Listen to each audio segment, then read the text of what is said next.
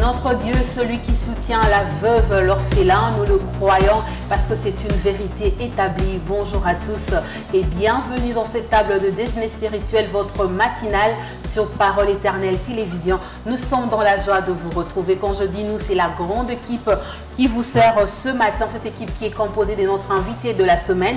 Il y a aussi la sœur Bijou avec qui nous commençons la semaine. Je m'en vais donc saluer les gens avec qui nous passerons 1h30 d'antenne sur Parole Éternelle Télévision. Bonjour Papa Patitoko et bienvenue au déjeuner spirituel. Bonjour. Ça faisait très longtemps.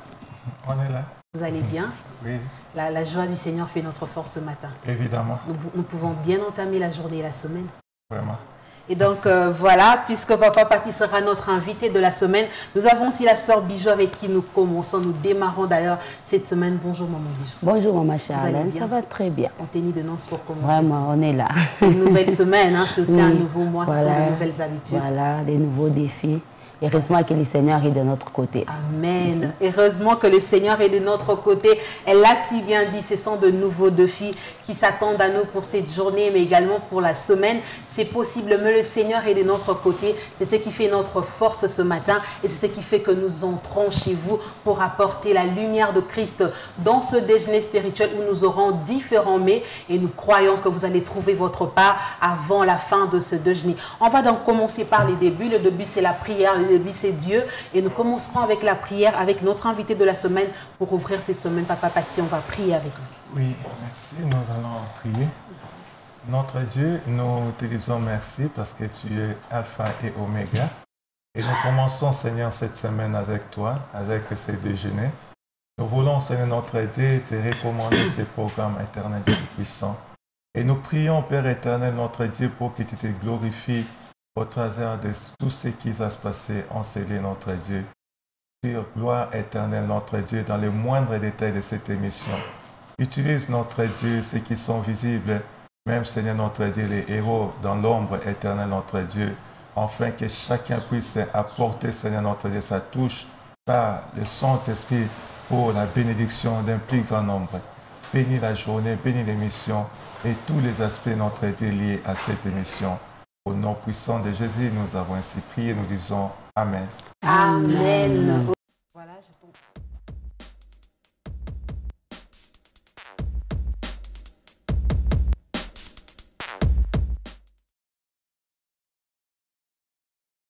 Et voilà, nous découvrons la pensée du jour. Elle est de Martin Luther.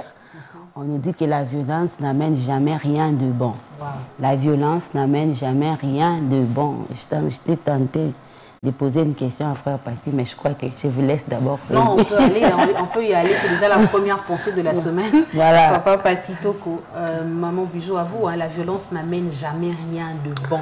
Voilà. J'aimerais d'abord que les Frères Pati interviennent et puis que je pose ma question au Papa Pati déjà par rapport à ce que nous étions en train de parler sur la météo. On a parlé des papas qui doivent contribuer. Est-ce qu'il faut que maman force papa? C'est aussi une façon de faire des violences, hein, de tirer papa du son lit. Tu dois m'aider, la maman en train de crier. Est-ce que la maman peut utiliser aussi cette méthode pour convaincre papa à participer aussi à tout ce qui se passe dans la maison? Bon, moi je pense qu'on ne peut pas résoudre cette situation en un seul jour parce qu'il y a des couples qui se retrouvent dans ces cas-là. Donc ça nécessite vraiment des enseignements de la part du département des couples avec Papa Alain. Peut-être introduire un sujet dans ce sens. Voilà. Ah oui, hein? Voilà. En une seule séance, on ne peut pas changer les habitudes et puis Voilà. il y a des sous-bassements pour montrer que faire ceci ne te diminue à rien, n'enlève à rien, et tout ça. Les titres des papas, les chefs de la maison, la tête, oui, c'est ça. Donc, ça nécessite vraiment des enseignements parce que même si je pouvais dire qu'un papa doit, un papa vous devez, mais il y a des choses qui doivent être faites. Ce matin. Oui, oui. Il y a des préalables, il faut faire asseoir les enseignements pour qu'ils puissent comprendre d'eux-mêmes.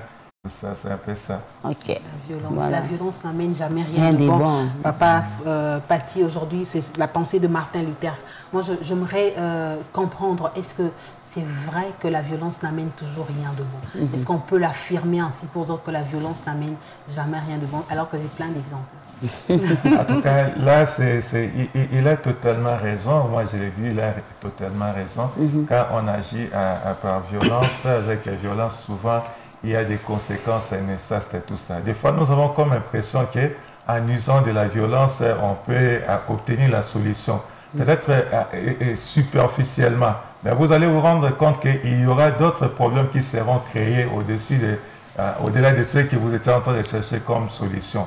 Vous avez la solution, vous avez usé de la violence, vous avez reçu la nourriture, mais ça crée d'autres problèmes. Si je ne sais pas entrer dans les histoires de la politique, mais nous avons vécu le pillage dans notre pays. Les gens ont volé, ils ont pris des histoires à manger pour quelques 2, 3 jours, 4 jours, mais il y a des conséquences qui perdurent jusqu'à aujourd'hui. Donc il y a tant d'exemples où la violence a été faite pour avoir des solutions entre guillemets. Ces solutions-là ont été trouvées, mais par après on s'est rendu compte qu'elle avait engendré beaucoup plus de problèmes qu'avant. Je veux rentrer rapidement dans la Bible. J'étais en train de chercher les textes, mais je n'ai pas retrouvé. Mais je veux quand même essayer de retracer l'histoire de Chama, où on parle de Chama qui s'est tenu dans le champ de Philistin et a battu le Philistin pour défendre le champ de lentilles. Vous n'avez pas vu que dans ces contextes-là, la violence valait quand même la peine, parce qu'après ça, ils ont récupéré leur champ, parce que sinon, ça serait parti entre les mains de Philistins. Bon, là, il faut se situer dans le contexte. Donc, quand on parle de la violence, on voit un peu cette force-là non contenue, et puis il y a cet aspect de manque de retenue. On fait des choses brutalement, mais se défendre par rapport aux aspects de la guerre, tout ça, un pays qui défend, oui, ça n'a rien à voir avec ça. Wow. La violence n'apporte jamais rien de bon, maman. En tout cas, c'est une belle pensée. J'étais en train de réfléchir dessus. Quand j'ai vu la pensée, je me suis dit, je suis aussi d'accord avec Frère Paty quelque part, parce que quand vous allez dans... J'ai posé la question par rapport à une épouse. Généralement, on voit ça avec les femmes. Moi, je vais donner l'exemple dans la maison avec nous, les femmes. Des fois, on va réclamer quelque chose chez notre mari en criant. Oui, pression. La pression. Et vous allez voir, le monsieur, il est tranquille dans les canapés en train de regarder la télé. Vous passez des heures en train de crier. Et il y a même de ces hommes qui disent à leur femme, ce n'est pas en criant que tu vas obtenir ce que tu veux, je ne te donne pas. Ou soit il s'élève carrément, il éteint même la télé, et il va ailleurs, il va faire un tour. Quand tu vas dormir là, il revient. Donc quelque part, c'est toi qui souffres. Donc ça, c'est un exemple que j'ai donné dans les ménages. Quelque part, c'est toi qui souffres parce qu'il va partir. Et il te dira clairement que tu n'obtiendras rien de moi si tu continues à crier. Si tu continues à faire ce que tu fais. Il y a même de ces femmes qui vont même jusqu'au bout dire, tu vas me battre aujourd'hui. Et le médecin ne va même pas la toucher, il part. Et elle n'obtient rien. Parce que pour les messieurs, je veux qu'on puisse parler dans les calmes. Même en étant calme, je peux t'entendre, on peut trouver des bonnes solutions. Là, j'ai pris dans les cadres ménagers, comme j'avais posé la question à Frère Paty, pour dire, même dans ces côtés-là, la violence n'amène jamais rien de bon. Et je me rappelle, dernièrement à la radio, on a même posé cette question à notre invité dans l'émission Malamou Kema, Maman Nathalie. On dit, Maman Nathalie, est-ce que c'est bien qu'une femme soit violente, qu'elle casse les histoires pour obtenir quelque chose de la part de son mari? Elle dit non. Les dialogues, il faut privilégier des dialogues. Et je pense que dans tous les domaines de la vie, le Frère Paty a parlé des pillages. Qu'est-ce que ça nous a apporté? Quelque part, la violence, ça finit toujours par... Il y a toujours des... On peut croire qu'on a apporté des solutions à un certain problème, mais derrière, on laisse toujours les dégâts. Et je pense qu'on n'a pas besoin d'apprendre à nos enfants aujourd'hui que pour réclamer quelque chose, pour obtenir quelque chose, il faut la violence. On n'a pas besoin d'apprendre ça à nos enfants. On n'a pas besoin d'apprendre ça à notre génération future. Parce que hier, on a vu ça, ça n'a rien apporté de bon. On a eu à piller ces pays, on a pris des histoires dans les magasins. Mais qu'est-ce que ça a apporté? C'est nous, finalement, qui avons perdu. Et aujourd'hui, notre génération, nos enfants n'ont pas besoin de ça. Nos enfants doivent apprendre à être sur une table, parler, discuter et trouver des bonnes solutions pour dire que la violence, finalement, dans tous les domaines, ça n'apporte rien de bon. Parce que c'est lui qui crie trop, on ne l'entend pas, on ne sait pas ce qu'il veut. Vous imaginez quelqu'un entrer ici en train de crier. Voilà, on dira quoi à cette personne? Mais calme-toi. Tu as raison, mais calme-toi d'abord. Qu'est-ce qu'il y a réellement? Qu'est-ce qui te fait crier comme ça? Pour dire, on n'a pas toujours besoin de crier, d'être violent pour qu'on nous attende. Voilà. La violence, Papa Paty, est-ce qu'on peut avoir une petite conclusion sur ça? Est-ce qu'on peut, s'il faut retenir quelque chose, on va aller donc dans le sens de Martin Luther King pour soutenir cette pensée en disant qu'elle n'apporte réellement rien de bon? Oui, parce que quand on voit d'abord la définition de la violence de façon spéciale, c'est une action physique ou psychologique accomplie pour obliger autrui à faire ou ne pas faire quelque chose, pour exprimer sa colère ou son désaccord ou uniquement pour faire du mal. Donc, de par déjà la définition, nous voyons des éléments de la violence, nous voyons des éléments qui nous montrent que ça n'apportera rien. Parce que quand on agit sous la colère, on peut dire des choses qu'on peut regretter par après. Donc on ne contrôle pas ces paroles, on ne contrôle pas ses actions et puis on va, ah, c'est moi qui ai cassé, c'est moi qui ai fait ça. Donc ça n'apportera absolument rien. Il a totalement raison. Waouh, il a totalement raison. Donc, on va s'aligner. Hein. On va prendre cette pensée de Martin Luther pour commencer cette semaine. Elle n'apporte jamais rien de bon. Où qu'elle soit faite, comment nous pratiquons la violence, elle n'apporte jamais rien de bon. Et d'ailleurs, j'ai mis la définition que nous a donnée Frère Paty ce matin. C'est une contrainte, donc ça n'apportera jamais rien de bon. C'est donc la première pensée de la semaine qui cède sa place à l'expression du jour. On va donc découvrir l'expression. C'est aussi une façon pour nous d'apprendre, hein, d'élaguer les erreurs que nous faisons souvent, que nous commettons, voilà, que nous commettons dans notre façon de parler ou même de comprendre certaines expressions. On va donc prendre l'expression du jour derrière ces tableaux.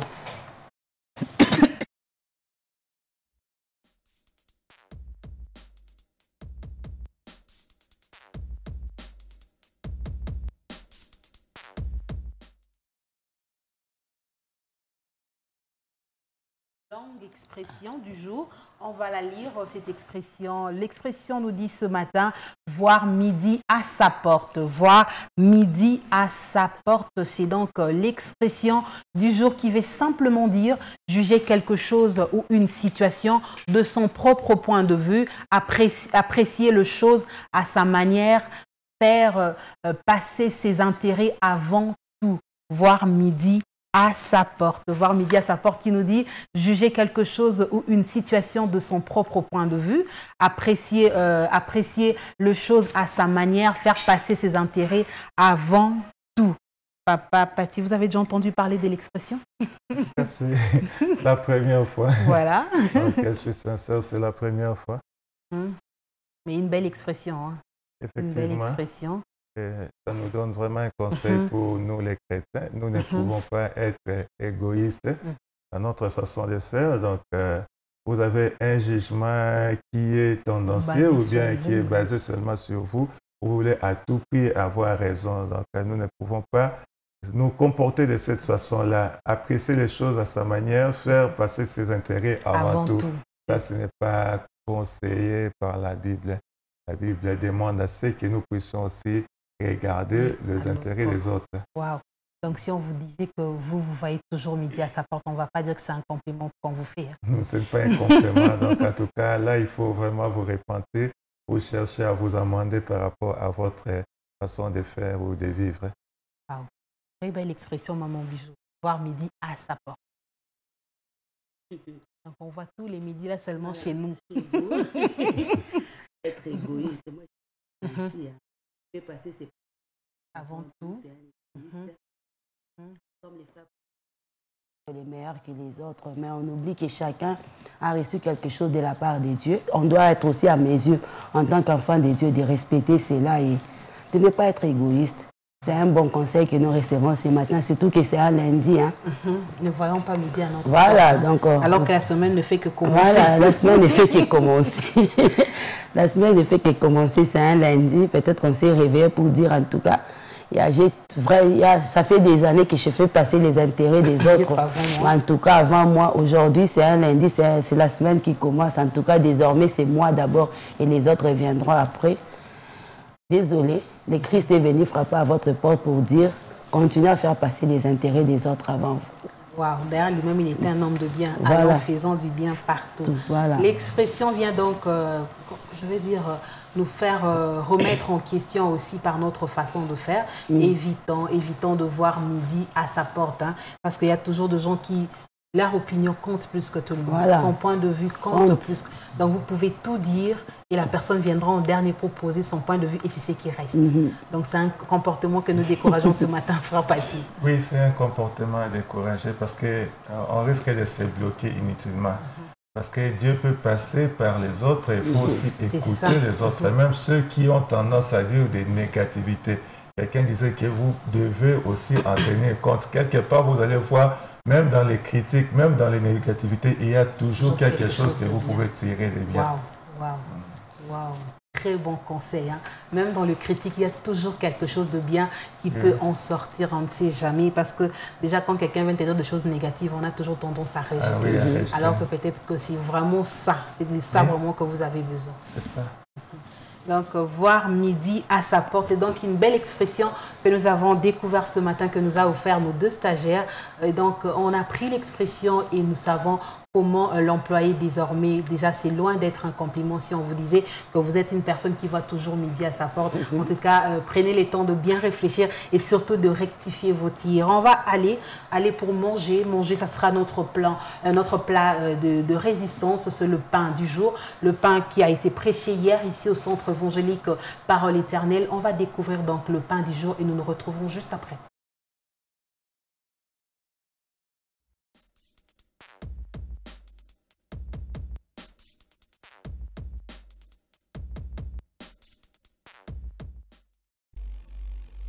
Alléluia. Le principe du reste fidèle. Malachie 3, 16 à 18. Nous lisons ensemble dans la parole de Dieu. La Bible nous dit alors, ceux qui craignent l'Éternel se parlèrent l'un à l'autre. L'Éternel fut attentif et il écouta. Un livre de souvenirs fut écrit devant lui pour ceux qui craignent l'Éternel et qui honorent son nom. Verset du 7. Ils seront à moi, dit l'Éternel des armées. Ils m'appartiendront au jour que je prépare. J'aurai compassion d'eux comme un homme a compassion de son fils qui les sert. Verset 18. Et vous verrez de nouveau la différence entre le juste et le méchant, entre celui qui sert Dieu et celui qui ne le sert pas. Amen. Que Dieu soit béni. Certainement, cette parole, vous avez déjà lu ou vous avez déjà entendu. Comme dans cette église, vous avez un bon pasteur. Vous avez un bon pasteur. Souvent, je le dis, c'est un bon pasteur. Deux fois, quand nous trouvons le temps de parler ensemble, il m'édifie et sa femme m'édifie. Et ce que je donnais les témoignages pendant le culte anglophone, ils m'ont encouragé de prêcher en anglais. Et c'était dans cette église où je prêchais en anglais pendant 40 ou 50 minutes. C'est lui qui m'a encouragé. Je ferai que reprendre ce qu'il parle. Tel que Jean dit ici, la répétition, le français disent, c'est la mère. Pourquoi pas on dit le père de la science? Seulement la mère de la science. Mais il y a l'apôtre Paul qui dit dans l'épître aux Philippiens, je ne cesserai de vous reprendre la même chose, car pour vous cela est salutaire. Je ne cesserai de vous le dire. C'est pour vous est salutaire. Et ce petit mot salutaire signifie seulement pour éviter de tomber. Peut-être dans l'église, nous commettons une erreur. Ah, mais le pasteur ne fait que reprendre ces choses. Nous, on est assez fatigués. Nous voulons un peu de message là. Non, c'est pour nous faire éviter de tomber, de trébucher ou bien de se faire renverser. L'ennemi aime faire renverser. Et c'est pourquoi Dieu permet des fois qu'on répète. Et c'est ce que je peux répéter aujourd'hui, ce matin, dans ce culte et dans le deuxième culte. Je parle du principe du reste fidèle. Mes amis, quand il y a un principe, il ne faut pas oublier les principautés règnent. Et chaque fois il y a un principe, les principautés sont là. Si vous êtes dans le bon principe, Dieu viendra et régnera et fera ce qu'il faut pour lui. Mais s'il y a de mauvais principes, il y a les principautés des mondes de ténèbres qui régneront dans cette église ou dans la vie de cette famille et va terroriser parce que vous vous retrouvez dans ce principe. Je me trouve dans ce livre de Malachie où je trouve sur le principe du reste fidèle D'autres versions parlent des résidus ou bien restes fidèles. Ces principes se retrouvent maintes fois dans la parole de Dieu. Déjà lors du veau d'or à l'époque de Moïse et d'Aaron dans Exode 33, le verset 7, la majorité du peuple restait chacun à l'entrée de sa tente. Quand ils avaient commis une erreur grave, Moïse cherchait quelque chose auprès du Seigneur. Eux, ils bâtissaient un veau d'or. Et quand Moïse est descendu, alors Dieu avait parlé et la gloire n'était plus dans le camp. Moïse devait sortir du camp pour aller là où se trouvait la gloire du Seigneur. Beaucoup d'hommes, beaucoup de papas, beaucoup de mamans, beaucoup de familles à cette époque restaient et ils regardaient seulement Moïse, comment il allait hors de ce camp pour écouter le Seigneur. La Bible nous parle, il alla vers lui hors du camp. C'était déjà un principe de reste fidèle. D'autres restent, mais la gloire n'est pas là. Mais lui, Moïse, devait aller. Mais les autres ne faisaient que regarder. Il ne faut pas regarder, mais il faut suivre là où se trouvait la gloire. Mais quelques siècles plus tard, nous trouvons dans la Bible un certain Zacharie et une certaine Élisabeth. Nous trouvons également une certaine Anne, un certain Siméon quand Jésus viendra sur la terre. Beaucoup d'hommes et de femmes étaient là où chaque sabbat, ils écoutaient la loi. Il y en avait ceux qui lisaient la loi, mais ils n'ont pas su que le Fils de Dieu était là. Seulement un reste fidèle. Parmi ces restes fidèles, il y avait un couple qui était là, sensible à la voix de l'Esprit. Ils ont reconnu, même s'il était petit, que c'est lui le Sauveur. Une femme qui était âgée peut-être, je ne sais si ses yeux devenaient déjà aveugles, mais elle était régulièrement dans le temple en train de prier. Mais elle a reconnu que le petit Jésus là, que je trouve entre les mains des parents, c'est lui qui est le Sauveur. Il y avait un Siméon déjà qui pouvait dire, moi, bientôt je pourrais mourir, l'âge est avancé. Mais sensible, il n'a que reconnu là. Il y a le principe d'un reste fidèle jusqu'à présent. Je parle d'un reste fidèle de hommes et de femmes sensibles de voir ce que le Seigneur est. Mais à travers l'histoire de l'Église également, quand vous lisez les livres d'Apocalypse, vous trouvez les 4 dernières lettres de Jean dans certaines 4 églises d'Apocalypse 2 et 3, que l'ensemble s'est détourné, mais quelques-uns restent fidèles. Regardez cela seulement dans la Bible, quoi que nous ne lisons pas. Quand vous regardez seulement, la Bible nous dit pour l'église de Thyatire, la Bible dit les autres qui sont à Thyatire. Alors que beaucoup se sont détournés, un reste. Et cette expression que le Saint-Esprit donne à Jean, il dit les autres qui sont à Thyatire. J'aimerais dire que Dieu nous dise les autres qui sont à Lubumbashi, au Katanga, ils sont dans la République démocratique du Congo, en Afrique. On dit les autres. Dieu sait et il connaît exactement ceux qui sont restés fidèles à lui. Quand je regarde encore pour l'église de Sardes, il y avait plusieurs noms. La Bible nous dit les quelques noms de Sardes. La Bible précise, il y en avait. On peut trouver tant d'églises aujourd'hui encore dans cette ville de Lubumbashi. On peut trouver, on peut citer, il y en a beaucoup. Mais Dieu connaît les quelques noms. Les quelques noms. Alléluia. Et quand je regarde encore, je trouve comme ce verset que les gens font souvent quand ils veulent gagner une âme. Ils disent, Dieu a dit, ouvre la porte. Mais c'est déjà un principe d'un reste fidèle. Le pain du jour, la première tranche pour cette semaine, cette prédication qui a été prêchée hier par le pasteur Josué Kikoumoni avec le thème « Le principe du reste fidèle ». Tiré de Malachie 3, du 16e au 18e verset, nous continuons, nous commençons, voilà, nous ouvrons donc ce pain avec vous, Papa Paty, le principe du reste fidèle.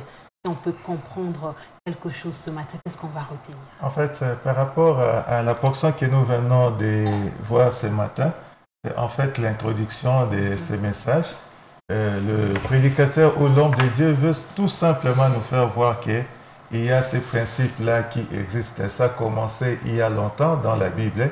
Il a donné les exemples pour soutenir cette pensée-là et jusqu'à aujourd'hui, ça continue. Parce que bien souvent, lorsque nous regardons les choses, la façon dont les choses sont en train de se détériorer et la décrépitude morale dans laquelle notre société est plongée. Je ne parle pas seulement de la société congolaise, mais partout au monde, on a comme l'impression qu'il n'y a plus rien. Il y a d'autres qui ont tendance, oh non, tout le monde fait ça, non? Est-ce que c'est toi qui vas changer? On a comme l'impression que tout le monde est mis dans le même sac et qu'il n'y a personne qui craint Dieu. Or, il y a toujours ces principes-là. Dieu a toujours des gens qui font la différence. Il a toujours des gens qui nagent à contre-courant. Donc, et ce matin, peut-être c'est un appel. Dieu est en train de réveiller notre conscience afin que nous puissions faire partie de ces restes fidèles.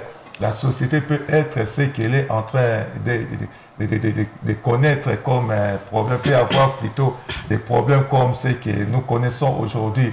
Il peut y avoir les problèmes d'ordre moraux qui sont en train de détruire des vies, des jeunes se lancent dans des drogues et toutes ces choses-là.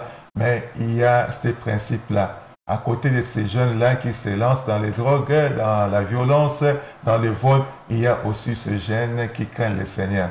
À côté de ces papas, de ces mamans-là qui se méconduisent, tout ça, à côté des gens qui sont en train de voler l'argent de l'État, il y a aussi ceux qui sont fidèles, qui malgré qu'ils ont des opportunités, mais ils ne touchent pas. À côté de ces serviteurs de Dieu qui se sont laissés corrompre, à côté de ceux-là qui ont touché aux choses occultes pour faire prospérer l'Église visible, mais il y a aussi ceux-là qui sont restés fidèles à Dieu, qui continuent à servir Dieu dans la fidélité, n'utilisant que leurs genoux pour la prière et leur Bible pour apporter la parole de Dieu. Donc il y a plein d'exemples qu'on peut donner par rapport à ces principes de reste fidèles, à côté de ces gens-là qui ne respectent plus les lois, à côté de ces gens-là qui sont en train de détruire, qui sont en train de voler et qui sont en train d'utiliser leur position pour s'enrichir ou bien pour détruire le pays. Il y a aussi un reste qui, malgré qu'ils sont autorités ou ils occupent des postes d'influence, mais qui craignent le Seigneur. Donc c'est un principe qui a été dans la Bible, qui continue à exister. Et je pense que tout enfant de Dieu, celui qui est conscient de son appel, il peut faire partie de ces restes-là. Wow. Wow, j'essaie je commence à poser le pas à l'intérieur et je commence à comprendre dans mon bijou le principe du reste fidèle. En tout cas, moi j'évolue aussi dans le même angle que les frères Pati. Hein. Je viens de décourager tous ceux qui pensent que, en tout cas au Congo, il n'y a pas d'hommes et de femmes justes. Il y a ceux qui pensent ça. Au Congo, il n'y a pas. Il n'y a pas. Comme le frère Pati a dit, ne pense pas que si toi tu es dans les magouts, tout le monde est dans les magouts. Ah oui, hein. On peut croire qu'on est ainsi parce qu'on le fait déjà. Voilà, on peut croire qu'on est ainsi parce qu'on ne pense pas parce que si toi tu es infidèle, tous les hommes, il y a ceux qui s'encouragent comme ça. Ils disent même, toi tu crois que ton homme là, ou ta femme là, toutes les femmes sont les mêmes. Les gens voilà. À généraliser. Voilà. C'est pourquoi le pasteur Guy, il avait dit, oh, nous sommes des pécheurs. Il dit, non, qui est pécheur? C'est toi qui es pécheur. Pourquoi vous voulez généraliser? Voilà. Pour un peu calmer la conscience, on veut généraliser les choses. Tout le monde est fautif, tout le monde est pécheur, tout le monde fait ceci. Non, il y a ceux qui se démarquent. Voilà. Tout le monde n'est pas pécheur. Tout le monde ne se vautre pas dans les péchés. Voilà. Donc Dieu a ses enfants qui, malgré ces décrépitudes morales, qui sont en train de se démarquer. Mais est-ce que vous ne pensez pas aussi, avant de revenir à vous, puisqu'on a abordé cet angle, est-ce que vous ne pensez pas aussi que c'est aussi une façon, comment je vais dire, de ne pas s'exposer à ses propres risques et périls, qu'on essaye de vivre comme tout le monde? Est-ce que vous ne pensez pas que ce n'est pas aussi par mauvaise intention, mais on veut simplement être comme tout le monde, on ne veut pas être vu, hein, comme si, comment je vais dire, vous voyez, comme un voilà. Est-ce que ce n'est pas aussi par bonne conscience qu'on peut le faire? Comment vivre comme tout le monde? Oui, on essaye de vivre comme tout le monde par bonne conscience. On ne veut pas peut-être suyer ou détruire l'autre ou peut-être... Est-ce que ce n'est pas aussi par bonne motivation? Je ne pense pas que ce soit comme ça que les chrétiens nous pouvons agir. Parce que si nous agissons de la sorte, on ne va pas influencer. Or, la Bible dit que nous sommes la lumière. Yeah, et il faut qu'il y ait la différence. Si les autres sont dans les ténèbres, alors, et que la lumière aussi veut se cacher pour devenir ténèbres, il n'y aura pas de changement. Donc, nous devons afficher notre identité. On ne crie pas, on vit notre vie. C'est comme Élie. Voilà. Élie se croyait qu'il était resté le seul. Voilà. Il a dit que j'ai encore 7000. Donc, il y a ceux qui vivent leur vie chrétienne, ça pour autant fanfaronner tout ça. Mais ils sont en train de respecter Dieu, ils sont en train de vivre les principes de Dieu. Et Dieu les connaît. On n'a pas besoin de s'afficher à la télé, de crier toutes ces choses d'abord. Ceux qui prêchent, ils prêchent comme les serviteurs de Dieu, le pasteur Kikoumuni, notre papa, le pasteur Guillamani et tous les serviteurs qui prêchent dans la vérité dans cette ville et partout ailleurs. Mais il y a ceux qui ne prêchent pas, mais qui sont appelés à afficher leur identité dans les régies, dans des entreprises, dans des écoles, tout ça. C'est comme ça que les choses se passent. Une sagesse populaire, Papa Pati, qui dit si tu veux pas, comment je vais dire, si tu veux pas faire le magouille avec moi, ne fais pas, mais ne me dénonce pas. Je vais prendre un exemple qu'on donne souvent dans de banques africaines, surtout congolaises.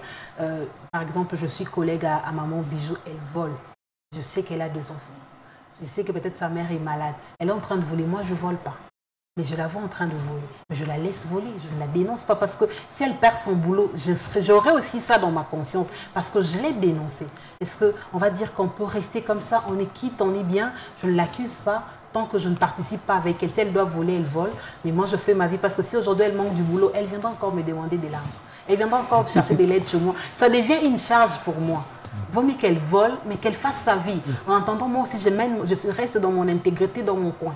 Est-ce qu'on va dire que ça va aussi dans ces principes-là? Non, non, ça, ce sont les principes que les gens du monde mettent pour essayer de calmer la conscience. Ou d'essayer un peu on est logique, non? Moi, je ne vole pas avec elle, mais je ne la dénonce pas. Mais il y a toujours des répercussions. Vous connaissez comment est-ce qu'ils votent. Parce qu'il y a des contrôles, surtout dans les domaines des banques et des entreprises, qui, lorsqu'il y a une faille à un endroit donné, ça va prendre toute une chaîne. Donc, je connais beaucoup d'exemples dans ce sens-là où on a eu à licencier certaines personnes qui n'étaient pas dans la chose. Mais le vol là a pris la chaîne, donc a affecté même leur chaîne, tout ça. Le mieux à faire, c'est de pouvoir dire à la personne, ce n'est pas comme ça qu'on doit résoudre ces problèmes. Parce que ça risque encore de vous attirer des problèmes plus graves que ce que vous voulez résoudre. C'est un peu ça. Maman Bijou, nous rentrons encore dans le principe du reste fidèle. Je vous ai beaucoup arraché la parole. Je crois que ça va. Frère Pati m'a aidé à compléter. Il a donné beaucoup d'exemples. Et pendant qu'il était en train de parler à Élie, moi j'étais en train de penser à Shadrach, Meshach et Abednego, ainsi qu'à Daniel. Ce sont des jeunes hommes aussi qui se sont retrouvés dans une situation où, comme vous avez dit, là, ils devaient aussi suivre les rythmes parce qu'ils étaient dans la maison du roi, mais ils ne l'ont pas fait. Ils ne l'ont pas fait. Et pour eux, ils avaient des bonnes raisons qui ne les permettaient pas de faire. Et ils n'ont pas cédé je ne sais pas, à la force ou bien à tout ce qu'on pouvait leur dire. Ils n'ont pas cédé parce qu'ils savaient en qui ils avaient cru. Donc, c'est pour dire... Comme Frère Pati a dit, les gens ont tendance à généraliser quand ils sont dans les mal. Et chaque jour, le langage populaire vient nous aider pour nous apporter des choses qui ne nous avancent à rien. Et le pasteur José Kikoumou, il a dit, hein, il a dit, je crois que peut-être on va suivre ça prochainement, mais il a dit, aujourd'hui, on libère un peu sa conscience quand on vient de faire quelque chose des mal, et puis on dit, Naza pe moutou. Pour dire, je ne suis qu'un homme. Pourquoi comment tu veux exiger de moi plus? Je ne suis pas Dieu. Je ne suis pas rabbi, comme on l'a dit là, on dit je ne suis pas rabbi, donc je ne suis pas Dieu. Je suis un homme, je suis incapable de tenir mes promesses. Si je tombe, mais comprends-moi, je n'ai pas un mouton. Pourquoi? Parce qu'on veut cacher un peu ses faiblesses, on les protège pour dire que Nazaka Moutou, il n'y a que Jésus qui n'a pas de failles. Mais c'est Jésus qui n'a pas de failles, nous appelle aussi à ne pas avoir des failles. On l'a dit dans la Bible. La dernière fois, on en a parlé, on a dit, si Jésus te demande de faire quelque chose, c'est parce qu'il sait que tu as la possibilité et la capacité de le faire. Mais aujourd'hui, on refuse carrément et on se justifie Nazaka Moutou. Nazaka Moutou pour justifier qu'il peut arriver que je vole, il peut arriver que je fasse. Que je trompe un peu, puis on dit à l'autre, Yopé, Zéla, Ozo Kende, Yopo Zaka Moutou. Comme ça la plus qu'enga. Pourquoi? Parce qu'on s'encourage en fait dans les mal. Et je crois que le message est tombé à pic. La dernière fois, j'ai parlé des bilans.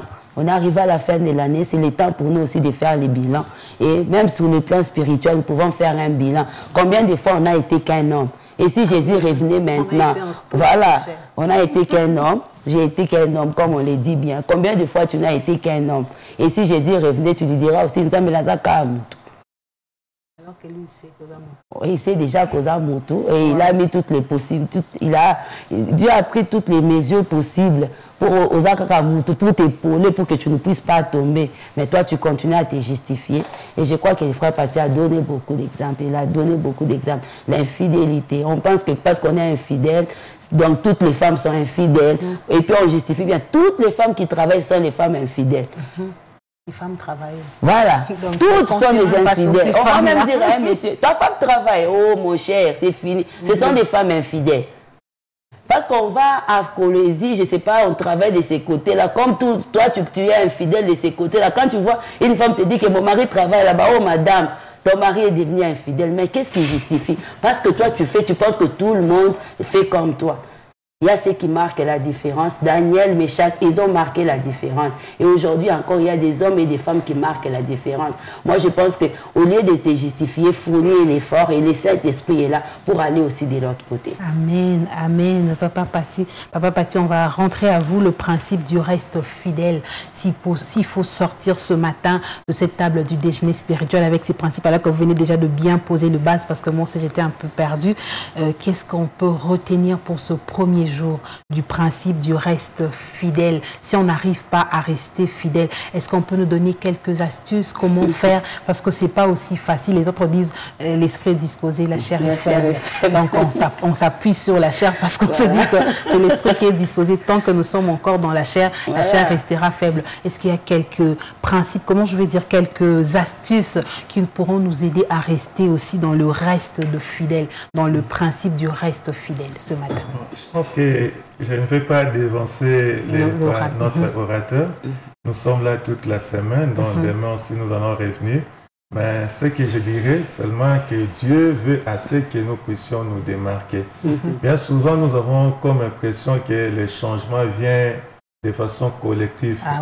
Collective, tout le monde. Non, Dieu ne travaille jamais comme ça. Je me souviens, Papa Bondo avait dit que Dieu a besoin d'un homme. Le changement commence par une seule personne. Et cette personne-là influence notre deuxième, troisième, ainsi de suite.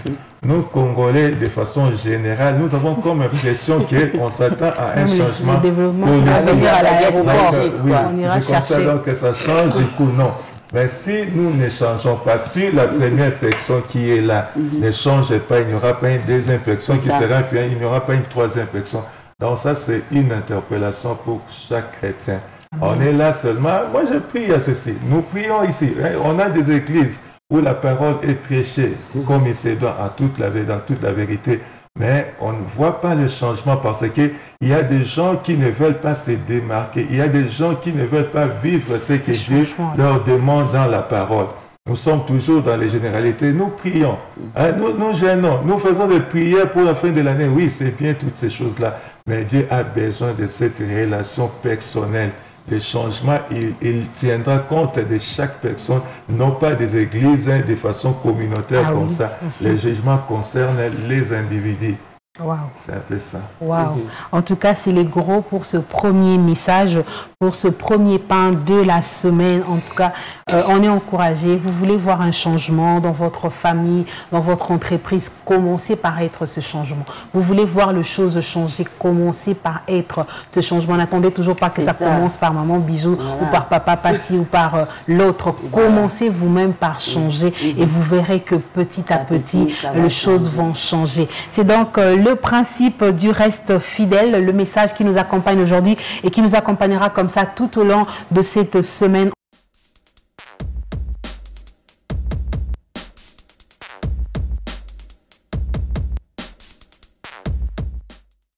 La texture du sol, le jour d'ensoleillement et le froid sont autant d'éléments à prendre en compte pour l'entretien de son jardin, car chaque changement de saison nécessite de lui prêter une attention particulière afin de pouvoir profiter pleinement de la beauté de ses fleurs ou de sa pelouse.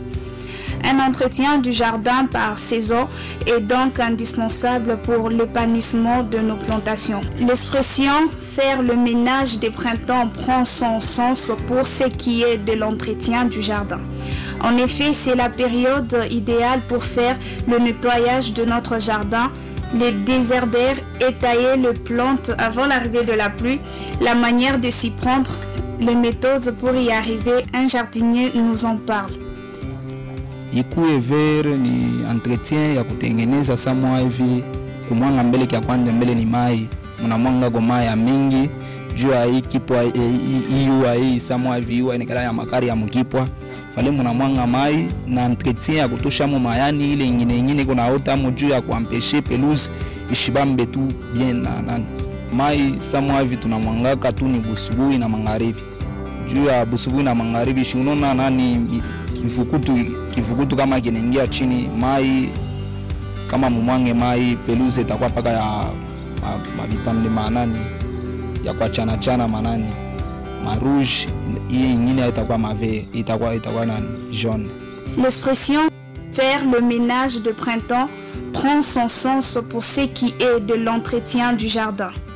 En effet, la période idéale pour faire le nettoyage de notre jardin, les désherber et tailler les plantes avant l'arrivée de la pluie, la manière de s'y prendre, les méthodes pour y arriver, un jardinier nous en parle.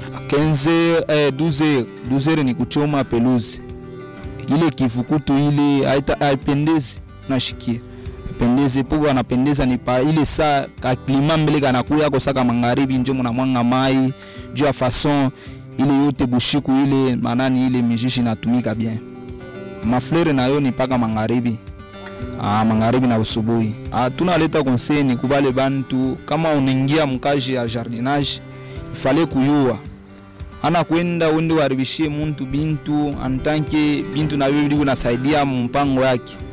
Ifale kuyua mwa kumtengenezea mbele mpango, kutengeneza mama fleur yake, kutaye bien.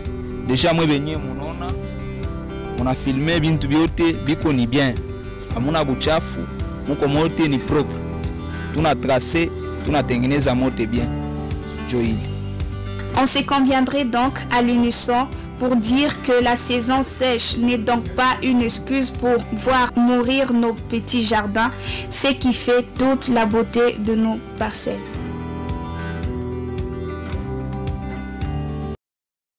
Donc voilà, la répétition s'avère être la mère de la science. Nous revenons encore sur cet élément parce que la pluie n'a pas encore bien repris. Donc on peut toujours continuer à entretenir nos jardins, nos potagers pendant cette saison avant l'arrivée de grandes pluies. Et d'ailleurs, on a suivi dans l'élément qui nous disait c'est même pendant ce temps que cette expression faire le ménage de printemps prend tout son sens. On va donc parler de cet entretien avec vous, Papa Pati, mais également avec Maman Bijou. On est là et je crois que comme vous l'avez dit, hein, la répétition c'est la mère des sciences et j'ai aimé ce que les jardiniers a dit. Hein.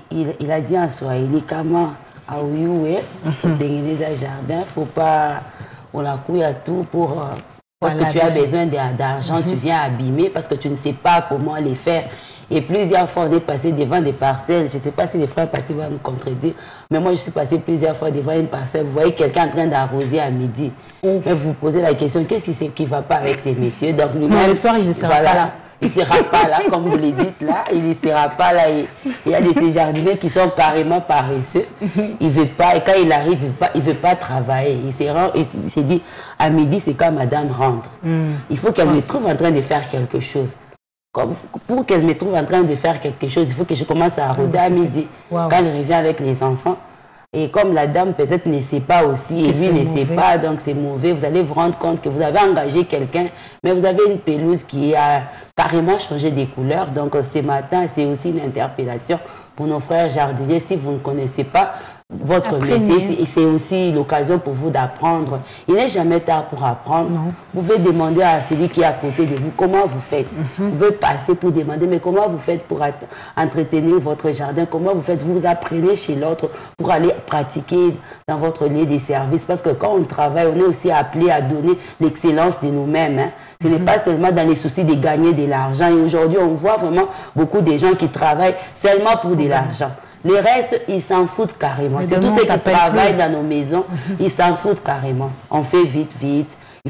On essaie de passer vite, vite pourvu qu'on nous donne de l'argent. Alors que la Bible nous dit quand on doit faire quelque chose, on doit aussi bien faire ce que nous faisons, car notre bénédiction en dépend. Tout à fait. Voilà, donc, chers jardiniers, vous êtes chrétiens, vous nous suivez ces matins. Faites bien les travaux pour lesquels vous êtes en train d'être payés, parce que votre bénédiction en dépend. S'il faut apprendre à l'apprendre, s'il faut faire les choses, faites-les bien. Et je crois que je vais m'arrêter par là.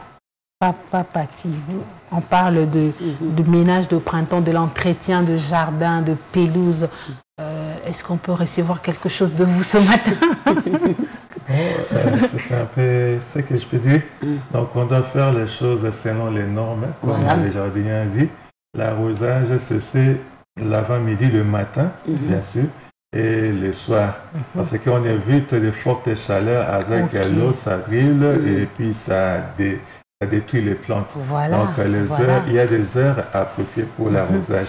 Quand il ne fait pas très chaud, donc le matin, très tôt matin, et puis le soir, là, donc c'est un peu ça. Peut-être qu'à midi, s'il faut travailler, c'est pour désherber et tailler, tout ça, les fleurs, tout ça. Un bon mais conseil, à midi, on ne fait pas l'arrosage. Donc, essayer de désherber le jardin et essayer de tailler les plantes, tout ça, on le fait tout au long de la journée. Vous attendez le soir, quand le soleil entre et se couche plus tôt, vous pouvez faire l'arrosage. Donc, il y a plusieurs principes et même pendant la saison sèche, on voit certains jardins avec des pelouses qui deviennent sèches, jaunes, tout ça. Donc, ce n'est pas une raison. Si il ne pleut pas pendant la saison sèche, mais nous avons la possibilité d'arroser, de continuer. On a la possibilité par rapport à notre climat d'avoir un peu de plantes qui gardent leur verdure tout au long de l'année. Wow. Et puis il y a aussi des aspects à considérer. Quand vous plantez des fleurs, il y a des fleurs qui sont vivaces, qui ont plusieurs floraisons en plusieurs fois. Et il y a des plantes qui sont annuelles, ça fait la floraison une fois et puis et puis ça c'est parti. Vous devez encore attendre pour replanter pour que ça puisse encore donner des fleurs. Donc il faut tenir compte de ces aspects-là. Donc comme le monsieur a dit, on ne s'improvise pas jardinier. Ah oui, on l'apprend. On apprend. Il faut apprendre, il faut vous plantez des plantes qui sont annuelles et puis quand ça commence à sécher, à dépérir, les bosses ne connaissent pas ça, ils viennent gronder, vous grondez tout ça. Il faut lui poser la question, vous voulez des fleurs qui sont vivaces, qui vont garder. Wow. On a affaire à un expert. Ça fait du bien. Ou bien vous avez des fleurs qui peuvent dépérir et puis après, on plante encore d'autres. Donc il y a tous ces aspects, toutes ces choses-là dont on doit tenir compte. Wow, on a découvert une autre casquette de Papa Pati. Hein. En tout cas, on va dire que Dieu ne fait jamais rien au hasard. Rien au hasard. J'ai commencé par dire qu'il faut apprendre. Tout s'apprend dans la vie. Et le frère Pati l'a vraiment complété parce que moi aussi, je ne savais pas. Vous allez vous rendre compte qu'il y a de ces plantes-là pendant la saison sèche. Elles n'existent carrément pas. Ce sont des racines qui restent. Dès que la pluie reprend, directement sans effort, vous allez voir ces plantes-là revenir. Donc, aujourd'hui, on a l'info et on va commencer à poser la question aux jardiniers. Et chers jardiniers, apprenez aussi. C'est ça. Parce que si on vous pose la question, vous ne savez pas nous répondre, nous dire que cette plante, c'est seulement pour la saison des pluies. Elle ne tient pas pendant la saison sèche, ça sera difficile pour nous. Donc, il y a eu aussi l'information. Je ne sais pas où est-ce qu'on apprend à être un bon jardinier. C'est ça, parce qu'il y a certainement ceux qui nous suivent ce matin qui veulent aussi s'improviser. Je ne sais pas, moi j'ai fait des études agronomiques, je ne sais pas s'il y a une institution pour les jardinages, mais avec le monde, la façon dont les choses évoluent, on peut entrer sur Internet, faire sa connaissance, tout ça. Parce que ceux qui font les jardinages, donc je n'ai jamais vu une école professionnelle en jardinerie, en jardinage plutôt ici au Congo. Je ne sais pas si ça existe, mais vous pouvez faire votre connaissance. Si vous êtes passionné, vous pouvez apprendre et puis c'est ça, faire votre connaissance. Ah oui, hein, voilà. pourquoi pas y penser. Ah oui, vous ouvrez votre propre comment apprendre, encadrer aussi. Voilà, on encourage quelqu'un. C'est quelque chose à voir parce que aussi les charges ne nous permettent pas de pouvoir nous lancer. On encourage quelqu'un peut-être qui nous suit ce matin, qui s'y connaît, qui connaît les métiers des jardinages. Voilà. Donc pourquoi ne pas ouvrir une petite école pour vous, que vous allez apprendre aussi aux autres et les autres vont aller transmettre.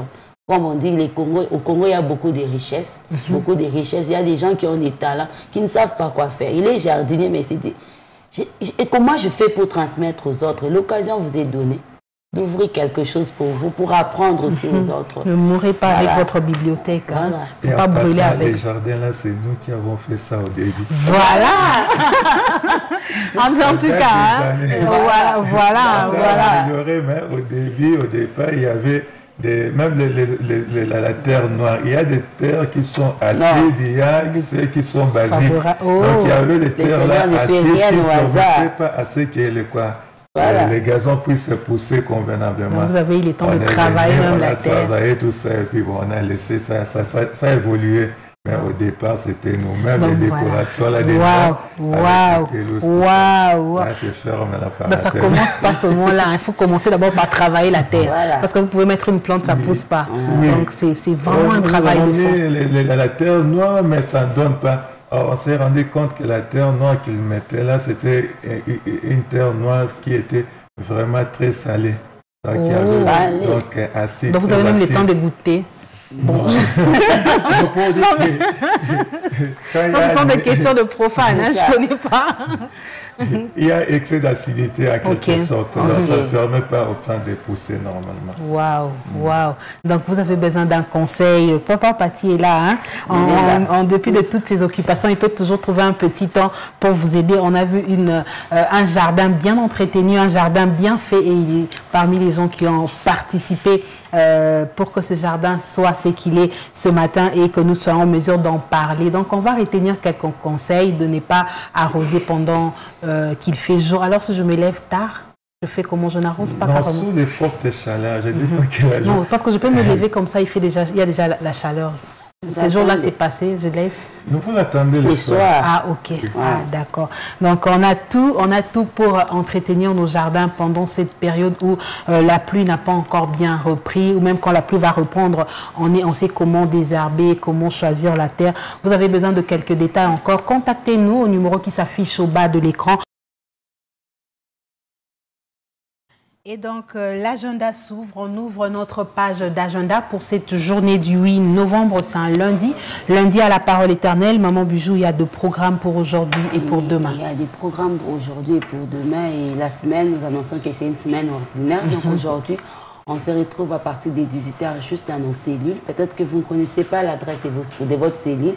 Il y a un valve là où on met les adresses des cellules ici à l'église. Vous pouvez toujours passer par là pour prendre l'adresse et aller partager la communion fraternelle. Elle est toujours importante. Donc c'est mieux, c'est aussi bon de nous réunir entre frères et sœurs, surtout dans les quartiers, pour qu'en cas de problème, qu'on vienne aussi nous assister. Donc c'est ça, les programmes d'aujourd'hui. Et les mardis, c'est la journée qui est consacrée aux femmes. On invite toutes les femmes de la ville de Lubumbashi à être ici à partir de 16h juste pour commencer notre programme. Et si vous avez besoin de prier, il y a l'intercession qui commence à partir de 15h juste. Et on annonce déjà notre programme de prière qui va commencer le lundi prochain. Donc chers frères et sœurs, chers parents, on se prépare déjà à raison de ces programmes-là qui va commencer le lundi prochain. Quand je parle de la préparation, nous parlons aux mamans, donc déjà commencer à prêter, voilà, la cuisine. Qu'est-ce qu'on peut préparer déjà pour préparer la semaine prochaine? Qu'est-ce qu'il faut faire pour les enfants pour qu'on ne soit pas en retard à la prière, pour que tout soit bien organisé pour la semaine prochaine? C'est une semaine de prière qui commence, qui va nous prendre, je crois, 3 semaines. Donc c'est mieux déjà de commencer à préparer. Voilà, à commencer à préparer ça maintenant. On prépare en prière. On prépare aussi par rapport à l'organisation de la maison pour ne rater aucun moment de prière. Ne ratons aucun moment de prière. On s'adresse à toutes les femmes de Lubumbashi, pas seulement les femmes de la parole éternelle. Hein. Vous êtes à Lubumbashi, dans les environs de Lubumbashi. Vous êtes même peut-être à Kipushi. Si vous vous rendez disponible, vous pouvez venir et nous allons prier. On va revenir sur la cellule. Vous connaissez quand même le nom de votre cellule? Oui, oui, ça vient. Quand on pose la question comme ça, généralement, ça nous échappe. Je me disais ça aussi. ça nous échappe, mais je sais on peut que localiser votre cellule. Voilà. Là chez Maman Iris. Peut-être que vous, si vous connaissez Maman Iris, donc, et papa Richard Kimpai, c'est chez eux sur l'avenue Moussuil.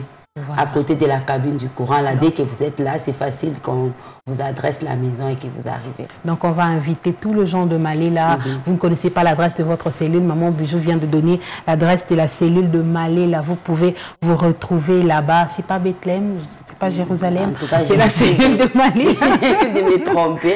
Papa Pati, vous connaissez votre cellule quand même? Oui, évidemment. Donc, ma cellule, c'est à Tchamalale. À Tchamalale, bon, les avenirs, les numéros sont un peu compliqués, mais dès que vous arrivez sur là où il y a cette poste de police, donc vous prolongez, vous passez devant la poste de police, la première avenue à votre gauche, je prends la deuxième parcelle avec des grandes barrières.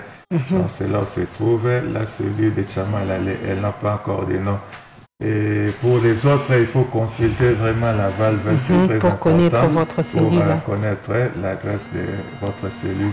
Voilà. Et donc, vous ne connaissez pas l'adresse de votre cellule, consultez la valve, passez ici au centre évangélique, la parole éternelle. Pour ceux qui habitent le quartier Baudouin, le quartier Makutano, il y a une cellule juste ici à côté, la cellule Mont-Carmel, en diagonale de l'église Bonne-Simon. Chaque 18h, le fidèle de la cellule Mont-Carmel se réunissent là. Et bon, aussi j'en fais partie. Donc, nos cellules sont connues. Vous pouvez peut-être reconnaître aussi votre cellule en passant, en visitant, en passant par l'église. Hein, la valve est là et vous allez retrouver votre cellule, le nom de votre cellule ou peut-être un contact qui vous permettra de mieux vous conduire, vous orienter pour retrouver la cellule. On va donc prendre la cerise sur le gâteau. C'est donc le verset du jour qui viendra donc clôturer ces déjeuners spirituels du lundi 8 novembre 2021 et la tranche à lire. On va découvrir ce verset.